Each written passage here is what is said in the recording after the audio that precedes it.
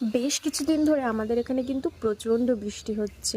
তো welcome back সকলকে, নিয়ে চলে আসছি আবার একটা মিনি ব্লগ। তো সকাল সকাল হাওয়া হাওয়া দিচ্ছে আর আমি এদিকে চিকেন রান্না করছি। ওয়েদারটা একদম চিকেন খাওয়ার জন্য পারফেক্ট, সাথে খিচুড়িও। আচ্ছা, তারপরে ব্রেকফাস্ট করে নিয়েছি। এটা সাধারণত একটু গরমে করাটাই বেটার, কিন্তু আমার কে জানে সেদিন খেতে প্রচণ্ড ইচ্ছে হলো চিড়ে আম কলা দই দিয়ে মেখে খেতে।